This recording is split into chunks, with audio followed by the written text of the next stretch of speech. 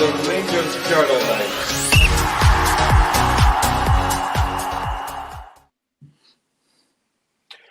Good afternoon, everybody. Welcome to Rangers Journal. We're talking about Rangers news today. There's been plenty going on this week, so we're going to kind of hit on the sort of main things that have happened during the week and have a bit of a chat about them. There's been plenty going on. We've had signings to talk about, possible sales, interesting news on the Rangers captaincy, the CEO position, and of course the fixtures this morning and the disaster around the Ibrox upgrades. So plenty to touch on. And to talk about these with me today, I have got Dino. Welcome, Dino. Welcome, buddy. How are you getting on the day? I'm not too bad, thanks. How about yourself? Yeah, very good, thank you. Looking forward to getting involved with this chat today.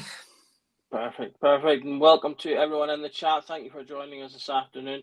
Obviously, if you've got any questions or anything, then please do pop them in and we will try and touch upon some of those as we go as well. Okay, so the first thing we've kind of got on the agenda today is a bit of signing news. So we've got two youngsters, or younger players that have signed on in Liam Kelly and Mason Munn, the young goalkeeper. Sorry, not Liam Kelly, Robbie Fraser and Mason Munn, even the two young players that have signed on. Robbie Fraser obviously got a couple of minutes in some games in the season just past, and he looked bright. So I'm happy to hear that we've secured him, and I hope to see more of him in the coming season. I don't know much about Mason Munn myself, other than he's held in high regard as a young goalkeeper, and with the fluctuations in goalkeeper positions at the moment, there's potential for him coming through in the future. Do you know much about him yourself, Dino? And do you know, you happy that we've signed Robbie Fraser on? In regards to Mason Munn, don't know an awful lot about him, know about the name. Heard a few things in the grapevine that he's a keeper with fantastic potential, with a really high siding, quite a sought after talent, I believe, before we signed him, I think. So it's good to see us, making these sort of moves with the academy players, and for the long-term contracts, is still like sort of the 1-2 season long contracts that's been kind of the status quo for a long time with the majority of them. So it's good to see us investing in the player and giving them lengthier contracts. Robbie Fraser, just to touch on what you said, obviously made these few appearances at the end of the season, which we'd all been crying out for players to make that step up.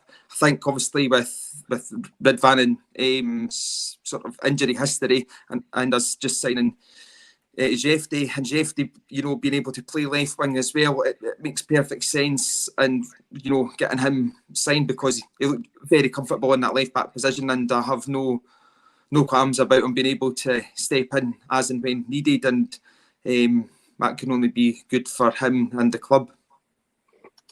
Absolutely. And we've got Aldo asking us about the other signing news today, which was, of course, that we've literally, I think in the last sort of quarter of an hour or so, it's come out that we've managed to complete the signing of Liam Kelly, who you'll see up on the screen there holding the scarf aloft in that fetching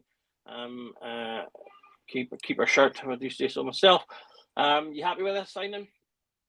Yeah, ticks all the boxes for me as an experienced SPL goalkeeper.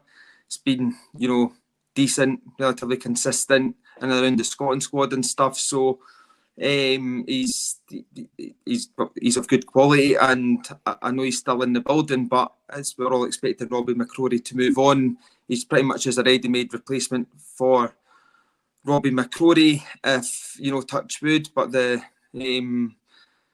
if there was anything unfortunate to happen to Butland injury or suspension or anything like that, he's a good replacement to come in my opinion. And hopefully he's there to keep pushing Butland, because although Butland is off a real high level player of just quality and what he brings to the team and the squad and the changing rooms of things that we've heard, you still need somebody to push you to get the best out of you. And I believe that Liam Kelly is capable of doing that, and he's at a good age himself. So, yeah, very sensible signing in my opinion.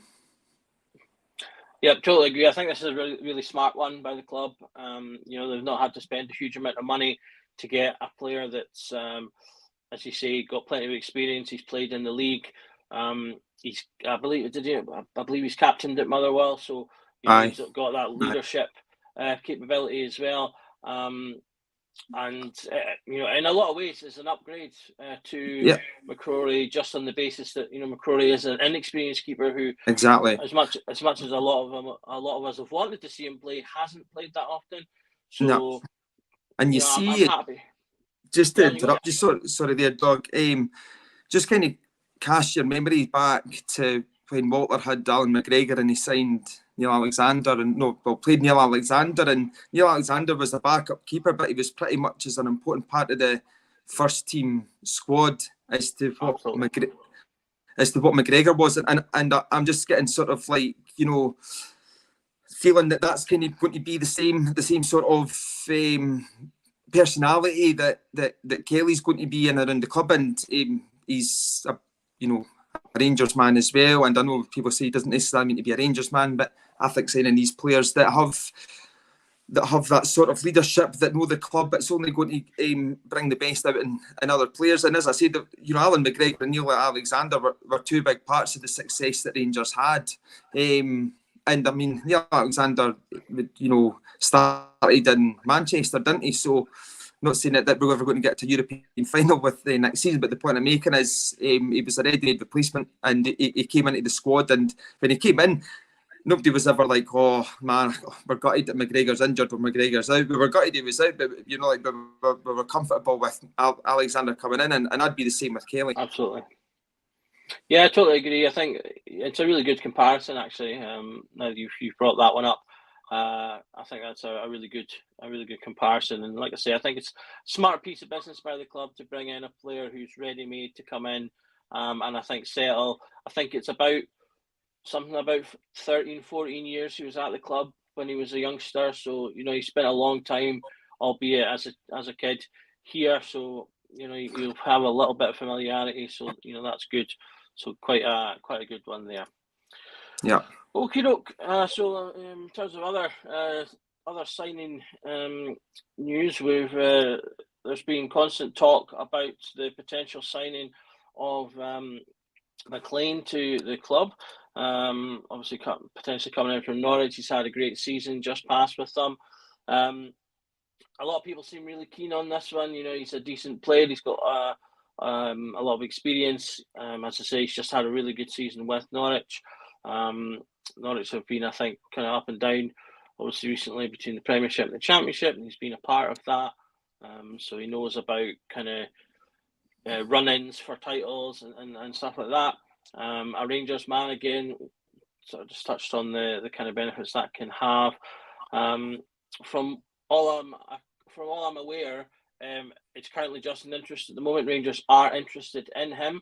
However, he's still got a couple of years on his deal, and obviously having just had a good season, Norwich may not necessarily be hugely keen to let him go. So the difficulty is going to be the negotiation there. In terms of your thoughts, Dino, with him potentially, with there potentially going to be a cost there to get him out of his deal at Norwich, is this one that you're in favour of? Just to reiterate previous my opinions on it, I think it would be a very, very good signing if the money was right.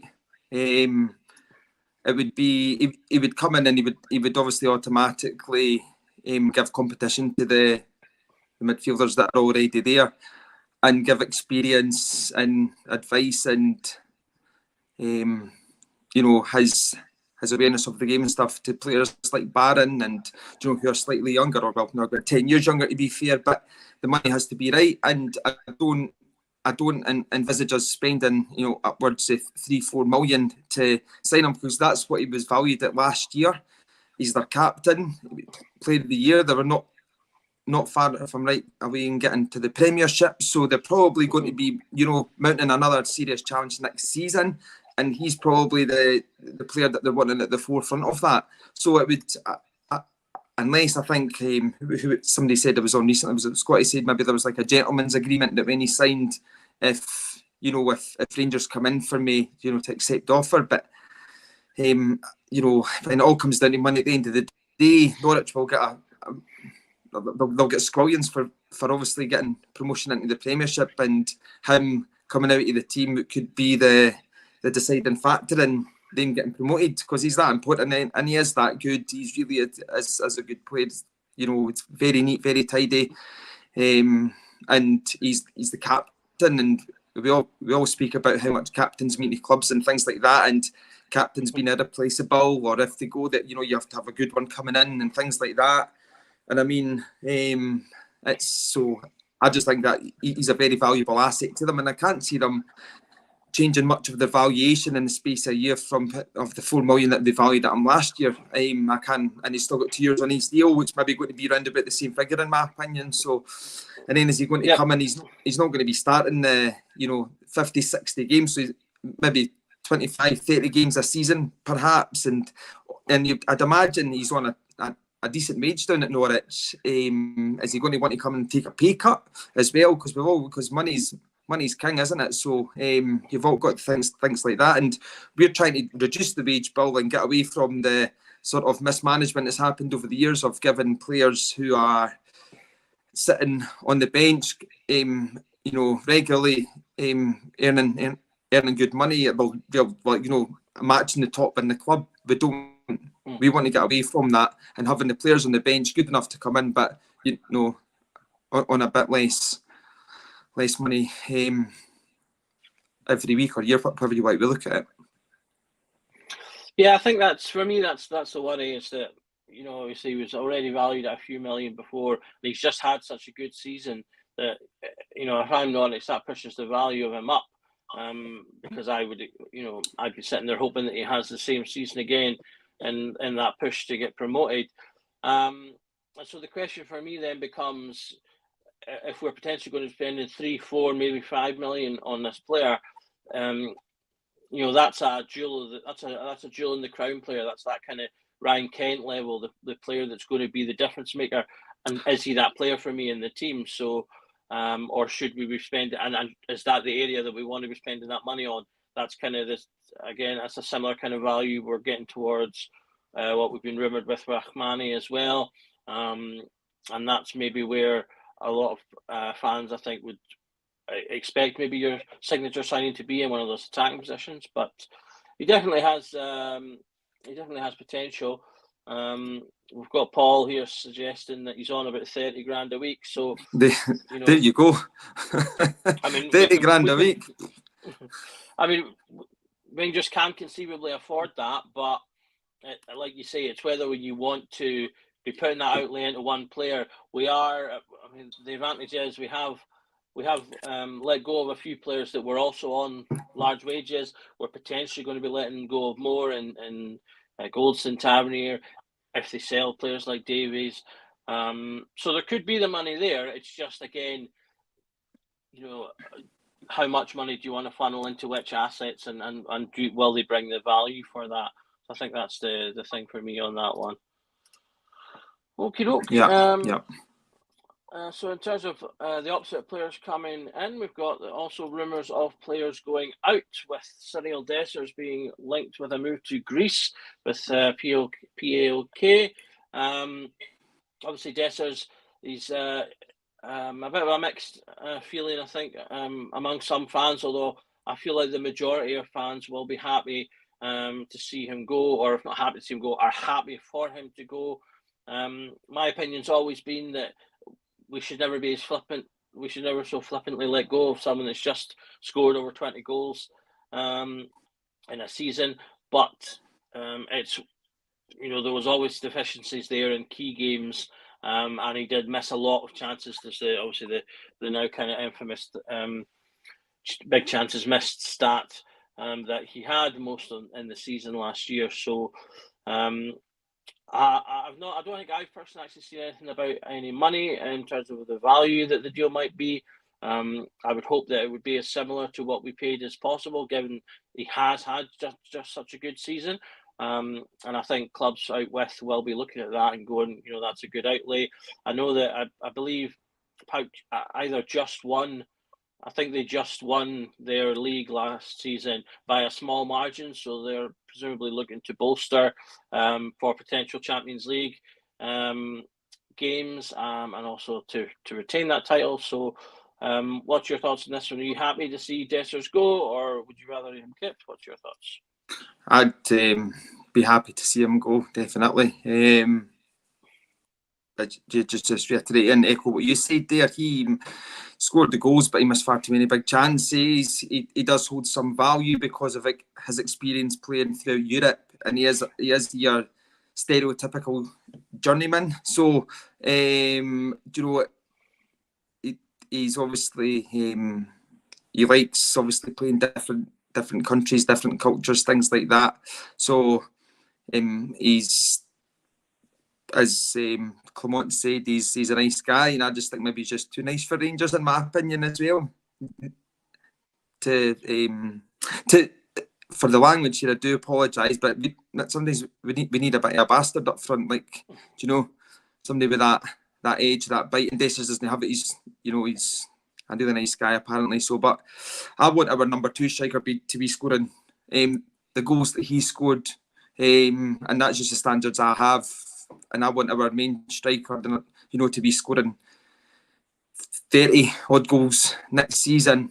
And I don't think that's too unrealistic for a club of Rangers and the amount of chances we get. I mean, I know players miss big chances. I mean, the best of the best have missed big chances and big moments and, finals and things all throughout my life, and will continue to do so. But 26 big misses is a lot. And as I said, he does hold value. So if we get the 3-4 million or however much it was that we signed him for, then that's good business. And he goes with my best wishes. Thank him for his efforts, but we want to be challenging and winning things again consistently. And he's not the type of player I think that would be able to help us achieve that. Mm-hmm. Yeah, I think touching on what you said about kind of being a bit of a nice guy, one of the things I've seen stated, I don't know whether this is necessarily true, but one of the things I've seen stated is that when Pauk came in with their interest, that he put a transfer request, and that part of that was because of the abuse that he's received throughout the season. So, I mean, ultimately, if that is the case, then he's maybe just not got that mentality to stick that out, because at the end of the day, while I disagree with it, it's a reality that the players will face that kind of thing, particularly when they're missing chances in big games, or not scoring in games like Motherwell, Ross County, Dundee, where we needed to get victory. So if that's something he's not able to handle, then it's probably best for all people that he does leave. My worry is similar to Alexander in the comments, though. It's just that I think a couple of times in the past few years we've let go of players who've proved themselves to be able to get numbers. So the worry is just, can we replace those numbers? Is Danilo going to come back and score? Are the strikers we sign going to come in and hit the ground running? These are the things. So that just comes down, I suppose, to the trust in Cobbin and his Cobbin and Clement, that they're picking the right players. So time will tell on that one. Okay, so the next news story was broken in what I thought was, I suppose, a great or awful piece of clickbait, depending on their point of view, as the tweet headline suggested that James Tavernier had lost his captaincy. But however, what the actual article suggests is that Rangers have lined up Jack Butland to be captain should Tavernier leave. Obviously, this has been a big part of the Tavernier discussion. If Tavernier does leave, that leaves the captaincy open. And Butland is quite obviously a fan favourite for that role.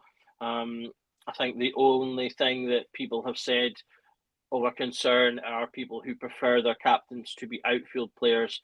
Other than that, I don't think I've seen a single person who would not be happy with this decision, even if they've got other players that they might give it to themselves. I think everyone's pretty universally happy. Would you agree with that, Dino? Yeah, I'd be happy to see him as captain, and just really to I think Kevin Thompson made a great point on the when talking about Conor Barron, that when he was there, he was lucky that the right people around Rangers were there, and for this to work for me, I think the right people have to be in the team and in the squad, because I'm, for the leader in the park, your centre half, centre midfielder. That's kind of where I'm like that as well. But it's a goalkeeper can be captain and a team can be successful. The two can definitely coexist. And the reason it should, if it was to work at Rangers, would be if we had the leaders on the park.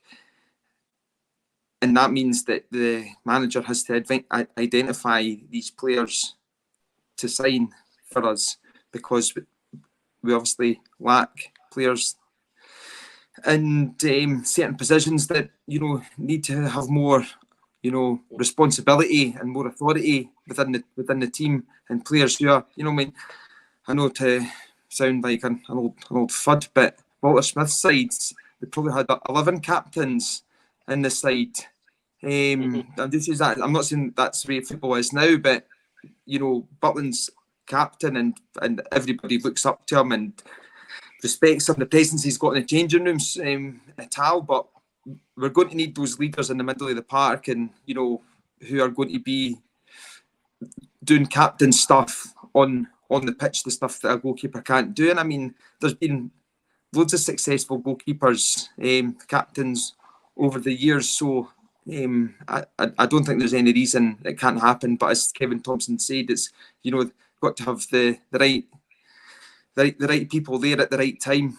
So, and I guess that's quite a big task for Clement to identify and to obviously carry out, because I mean, let's be honest, he gets it wrong, he's going to have more flack than what Dessers has got, I tell you that.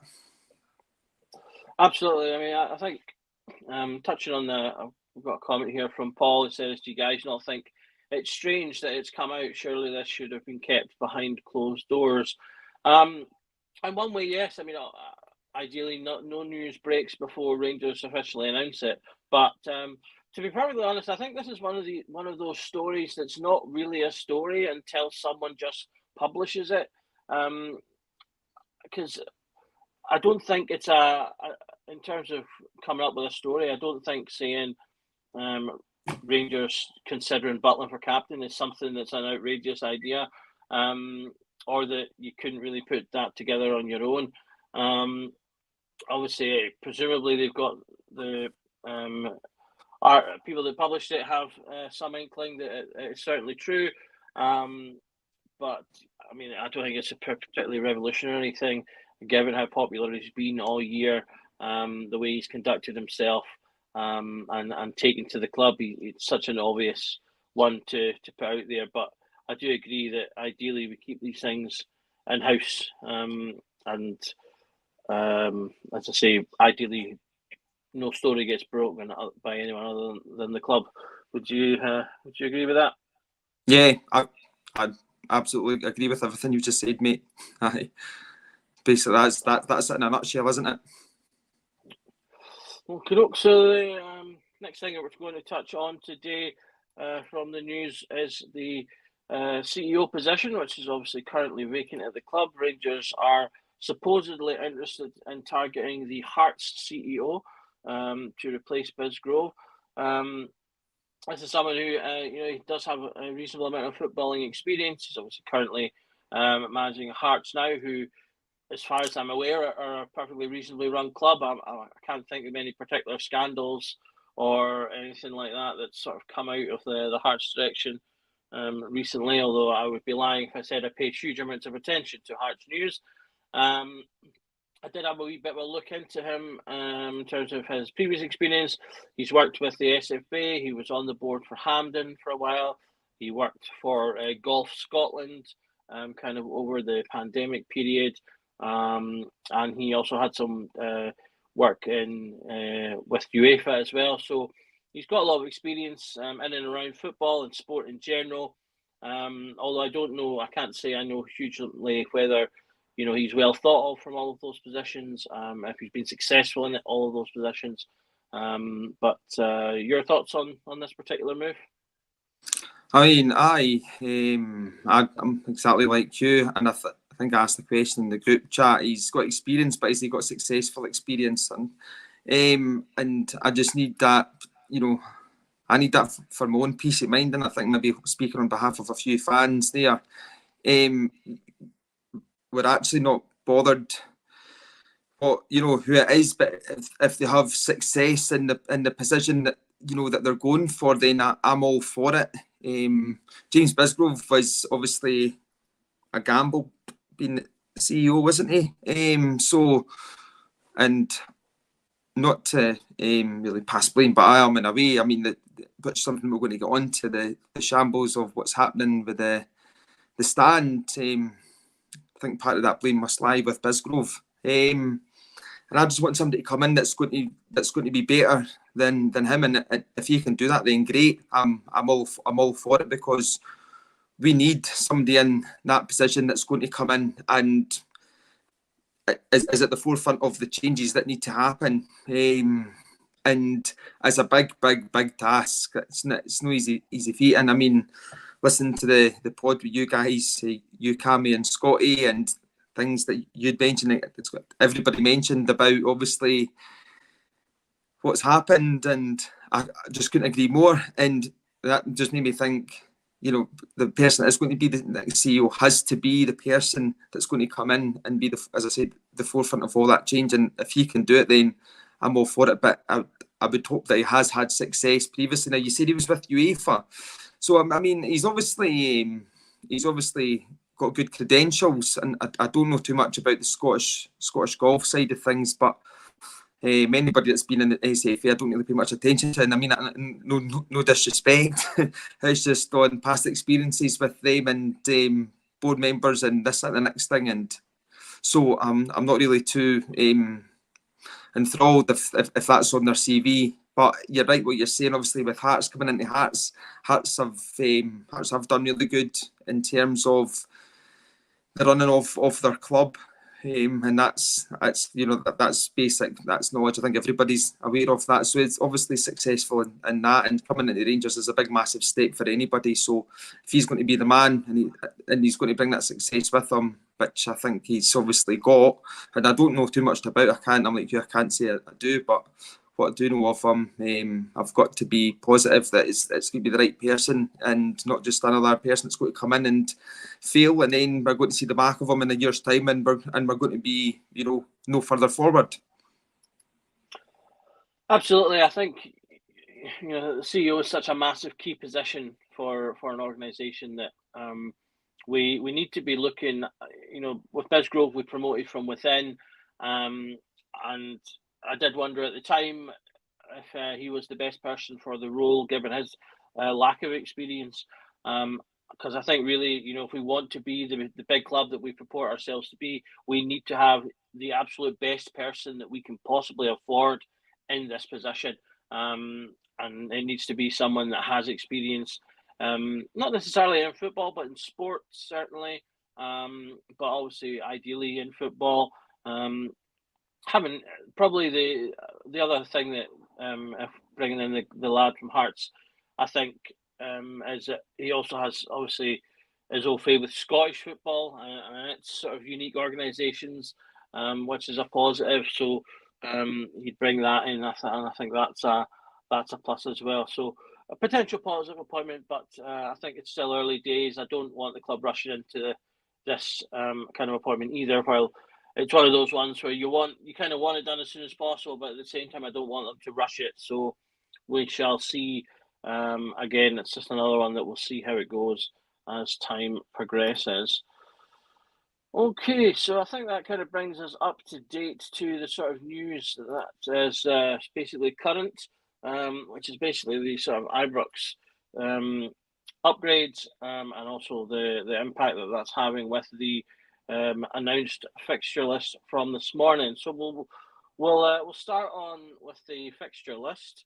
The fixture list came out this morning. Have you had a chance to have a look through it? Do you know, have you got any thoughts on the fixtures as written? I'll be honest, I had one quick look at it to see when the Old Firm was, and that was it. And I was just busy in that this morning, so I'm driving and stuff, so I didn't have a chance to really look through it. I just looked for when the 3 Old Firm games were, and then I was like, right, cool. But obviously seeing there, we've got Hearts away, Motherwell, Ross County, Celtic. I mean, so it's looking 4 away games in August, but you know, we can't take those too lightly, so we've got to go in, obviously, hopefully get maximum points from those games, and hopefully that the team and the transition that they're going through are able to adapt to playing in another stadium. Yeah, I mean, I think in some ways, I think we've kind of gotten lucky with the sort of the way the fixtures have come out. There's only the 2 home games in August. There's not a lot going on until the end of September as well with the Hibs game. My immediate gut reaction is that Hibs game is probably when they should be aiming to be back in Ibrox, ideally. So that would mean we've only got the 2 games to sort of rearrange in Motherwell and Ross County. You know, ideally, those are games that we should hopefully be able to handle regardless of where we're playing them. So I'd like to think that that's a mild positive in what is a bit of an overall shitstorm. But the fixture list looks quite good. I mean, I quite like. I thought December looks like we've got a decent run of games. A sort of a mixture of the tougher teams and games that I feel we should be winning at what is usually a crucial period going into the January Old Firm. So I thought that's quite good. A tough end though before the split with Hibs and Aberdeen, penultimate games before that. So those will be tough games going into again what will probably be a key period when obviously fingers crossed we're still either fighting for or leading a title race again. So yeah, I think it's a good list, and as I say, one that's hopefully is working slightly in our favour with the whole fixture disaster. Just having a wee look at see what we've got any comments about the fixtures. So we've got one from Paul. SPFL could have made both our home away games at the end of the month. They could easily have done 3 away games first. They could have done, I think probably the majority of this will have been finished, if not completely finished, before the sort of issues with the stadium came out. Doncaster has come out today to say that he will be flexible but fair in terms of dealing with Rangers, which presumably will mean they'll try and help, but they're not going to put anyone else out, which is fair. But we'll have to see what happens. The club did put an addendum onto the announcement of the fixtures to say that they will be providing us information as soon as possible. So obviously we hope that will be the case, and we'll just have to wait and see with that one.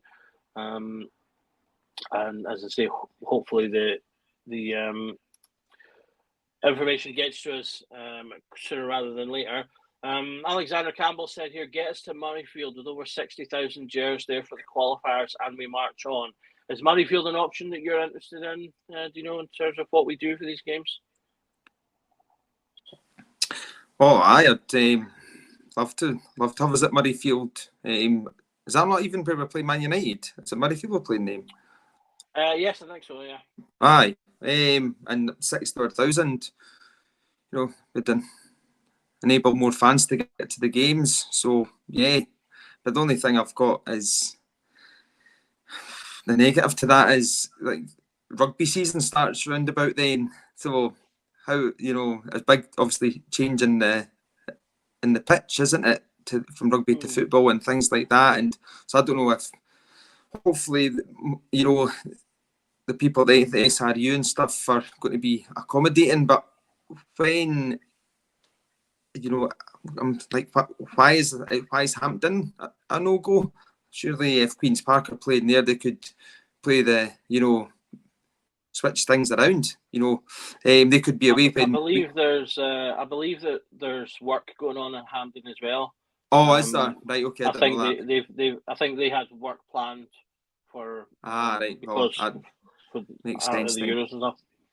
Yeah, makes sense. Oh, well, I'm fine with Murrayfield, and as I said, it'll give more people an opportunity to go and see Rangers. So it's financially maybe going to balance itself out with how much obviously we'll have to pay the SRU for allowing us to use their facilities. Yeah, I mean, like talking about the idea of having a full Murrayfield would be really exciting. That'll be the interesting thing, as in terms of travel and adjusting plans and things like that, how that affects fans, and how that affects those numbers. I think it's probably the strongest option, probably the easiest option in a lot of ways. But I mean, I don't have too strong an opinion on it. As I mentioned when we talked about it before, I don't unfortunately get to go to a lot of games, so it's not something that affects me. But I know obviously for a lot of the obviously season ticket holders and regular travelling fans, that this is a big impact. One of the things that we touched on in our pod the other night was the fan advisory board, and sort of questions were asked about what was happening with them. So after that pod, I actually emailed the email for the fan advisory board to ask them when they were next meeting. They'd had a meeting in January and then another one in March. And as I say, I believe that they were due to meet quarterly, which would have meant that they should be meeting around about this time. So I contacted them, and much to my surprise, within about an hour or so, I got a response from them, which I have had up on Twitter this morning. But for anyone that hasn't seen it yet, I've got the statement in full here. I'll just make this full screen for a moment while I read it. So they've said, the Fan Advisory Board met with the club's executive board at Ibrox last Monday, June 17th, for one of our planned quarterly meetings, and we asked for progress on the Copeland redevelopment to be included as part of the agenda. We discussed the latest state of play around the works, and it's fair to say the announcement from the club less than 72 hours later on the extent of the delays took us by surprise. We have subsequently written to the club to express our concern on some of the pertinent issues from our meeting, not least the impact of any potential delays on the first team and fan base. We expect the full minutes of our meeting, including the discussions around the Copeland Road development, to be available shortly in the fan engagement section of the club's official website. We also included in our communication to the club last Friday, June 21st, an offer to help shape any contingency planning with the benefit to the benefit of our fans where possible, and we stand ready to support if asked. Whilst we originally had planned for a broader discussion on stadium expansion options at this meeting, with James Bisgrove moving on and John Bennett being unavailable to attend this meeting due to prior commitments, we've had to carry this item over to our next meeting, which we plan to take place around about the start of the new season. Please be assured we are very mindful of the strength of feeling of supporters on the Copeland Road redevelopment, and we will continue to push the executive board to share as much information as quickly as possible with the fan base. So I think that's a positive statement from the advisory board there. They've obviously, they were as taken as back as anyone else, it would seem, about it, particularly with them having only just met with the club. I think it's really good that we've got them there, obviously, to keep pressure on the board, to make sure they're feeding information to fans and to help with fan engagement. So have you any thoughts of your own on the statement from them there? Aye, I just have, like I'm a bit of a cynic. 72 hours later, that's 3 days. Why not in, like, what was why 3 days? Like, why does everything take ages at Rangers? Like, that just really, it's one of my pet hates. Why not just, like, why 3 days? And also, Bisgrove, understand John Bennett, he has a responsibility. He's prior, like, fair enough, he's prior arrangements, but it's sort of, that being divulged to the fan base is probably, I would struggle to see what was more important. And I would like to, somebody from the club should have been appointed. I think that's just some lip service there. If you ask me, somebody from the club should have been appointed to address the fans and address everybody. I just think it's like, as I said, I'm a bit of a cynic. I think it's quite unfair on us fans to, at the end of the day, it's told us nothing about nothing. As far as I'm concerned, we already knew all of this. There was murmurings coming from Ibrox weeks ago, and again, getting back to what you had said, it's not really, true unless it comes from Rangers. But Rangers should have been on top of that, and that's when Bisgrove was in charge. They should have been on top of that. And they're as aware of things getting, spilt as obviously what the fan base are. If they're not on top of things, they bloody well should be. So in my opinion, they should, Bisgrove had a responsibility there to address the fans before they waved goodbye. So I'm not really, I'm not really happy about it, but it is what it is. Again, getting back to what I said earlier on, things need to change. And the fan advisory board, they're saying that they may and stuff and all the rest, but there's, I guess they can only do so much. If they're getting met with a brick wall, there's only so much that they can do. So therein lies the problem and the responsibility with Rangers. And all we're wanting is somebody just to take acknowledgement, hold their hands up and say, look, we've made a giant mess of this, but this is what's happened. And, just the way that it's all been handled. And as I said, Bisgrove leaving the way that he left, I just think that, before he left, he was aware of these things he was aware of, and people around Ibrox were aware of. John Bennett, he had fair enough prior arrangement.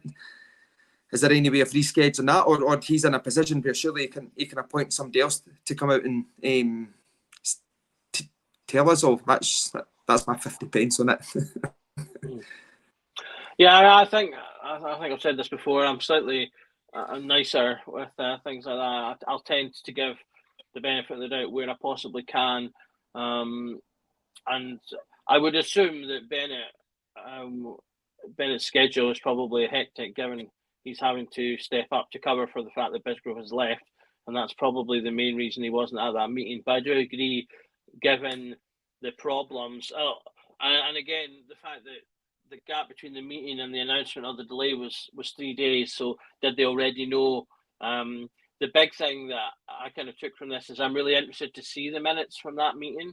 Once they go onto the website, to see what exactly was said by the club at that meeting compared to then 3 days later when the announcement goes out. It's not impossible that in that 3 days someone suddenly turned around and said, actually, we're going to have this delay in shipping that they didn't know about before. But then, like you say, there've been murmuring. So it'll be interesting to see, how kind of those things come together in terms of what happens. Totally. Like just to come in there, Doug. Sorry. Yeah. Fair enough. Like those 3 days, but those 3 days. I mean, I'm obviously not. I'm not in the building trade or attempt to think I know what I'm talking about in terms of that, but I'm just thinking it off as a common sense maybe tells me that 3 days doesn't then reflect a month, 2 months, whatever, how long a delay for material. Do you know what I mean? That's like, I think that's 3 days for shipping and things like that. 3 days of no materials can't really justify a month of being Ibrox not being ready. That's just my opinion. Well, as I say, hopefully with the final advisory board keeping on their backs, and obviously I think it's obvious that the amount of feedback from fans that's online, the club will be in no doubt that it's a topic they need to get sorted very quickly, and hopefully we get news on what's going to happen with these fixtures. I think most fans are not necessarily I was going to say not necessarily as worried about the league games. Travelling fans certainly are, but I think one of the big concerns is how it could affect our Champions League qualifiers, and for me certainly that's where my primary worry is as well. That's such a big thing financially, getting into the new format as well, which I think the new format could potentially be good for us as well. So it's be interesting to see how all of that pans out. Okay, well, we've kind of touched on all of the big news. So, I mean, if anyone's got any questions before we go, throw them in the comments now. If you've liked today's episode, please give us a thumbs up as well to celebrate our new signings of Kelly, Munn and Fraser. And we'll, as I say, address any comments that we can get. Just having a quick look at what's been said, in case there's anything we've missed. What compensation should we get for Bisgrove, if any? Which was answered by Alexander, which I think is what I've read as well. That should be around about a six-figure sum that will be agreed with the club. Those things are usually relatively standard based on comments. We've got the question here, Doug, Manscaped or no? I don't have any Manscaped products, I must say. This is all the work of my barber, a lovely woman who works a street away from me. So if you like or dislike, it's all her fault. It's not me. It's nothing to do with me. I just go there and just tell her to cut the hair, do the beard. I don't care. Just make it not a mess anymore. So that's fine. Any news on Igmane and the rest? Well, we've been pictures of Igmane on holiday, I assume, in Brazil. In the last couple of days, so I assume that we probably won't hear anything about that probably to next week at the very earliest if he's on holiday, whether that's a week or two he's away for, but I would assume that means we'll probably not hear anything for that in a wee while. Have you heard anything else yourself on any of our other signings, do you know, or potential signings? No, nothing. Quite quiet. But as the players are on holiday, and we're one of the first countries to be back at pre-season and things like that as well. So players would have finished later than our players, and you've got to take all these things into consideration. Players have their downtime, so players will come in within the next week or so. For sure, there will be a lot of activity, and it's only the first week back, so the players will be, as I said, on holiday, or they'll be at their own clubs, so it's, I mean, just because there's not been any sort of movement, I'm not going to wait the bed on as the players not been through the door yet. So many things to take into consideration when you're signing players from abroad. I guess we don't have peripheral vision on at times, and we're very impatient and fickle as fans. So yeah, it's just a case of waiting things out and having complete and utter 100% faith in Clement and Coppin to obviously get the players in as quickly as possible to allow them to gel and get ready for pre-season friendlies in the European qualifiers, because they'll be here before we know it. Absolutely. We've got Paul here saying, just reminded me as well, I think I read this at some point the other day, apparently Garcia hasn't signed a new deal at his existing club, and I did see someone tweet out that the rumour was that was because he wants to come to Rangers. That's perhaps maybe wishful thinking rather than factual information, I'm not sure, but nonetheless good news if he's delaying a signing. If nothing else, it might just be him putting his options together, so we'll see how that one develops. I think we did quite a few deals early. We're now in the mid, really in the meat and potatoes of the Euros. So I think we'll probably not get any huge news probably till slightly later on down the line once the Euros are finished. The calls will start turning, and then the big clubs will start making their moves, and that then all trickles down. It was something that I've not really seen touched on actually in regards to Shankland. A lot of people asking about Shankland and thinking about Shankland. He's obviously been away with Scotland at that. They're now obviously coming back, so perhaps we'll hear some more news about that. Although I was listening to Heart and Hands Daily Update today, and I thought David said something that was quite pertinent, that if we really, really wanted Shankland, we could have made moves much earlier than now, and we don't seem to have done. I see a player that's going to fit in with what what Clermont, wants in terms of his squad. There's always been talk about that as well. So I think now that Scotland are coming back, and Shankland will obviously be available for discussions, I think we can probably be able to guess quite quickly if nothing happens or we hear nothing about it, if he's actually a target or not. So time to tell on that one. Okay, I don't think we've got any other questions coming in, so I'll just take this moment then to thank everyone for watching, for all your comments and everything else today. Please do drop us a like if you've enjoyed the live stream today. And so all that's left is for me to thank Dino for joining me to talk about the news. Yeah, thanks for having me. Pleasure and privilege as always, my man. We could do this 24 hours a day, so it's a sheer privilege and luxury doing this. And thanks everybody for interacting. You've actually probably got an idea how much we appreciate your interaction, and it definitely adds to the layers of the show. That's for sure, that we've got a regular following. So I can only thank you enough. And please, obviously, hit that like button, subscribe, share to your family and friends, and get them as involved as you guys. Absolutely. Couldn't have put it better myself. So we're 7 minutes away from it technically being the night, but nonetheless, don't let anyone forget that every night is Rangers Journal night. Thanks for tuning in.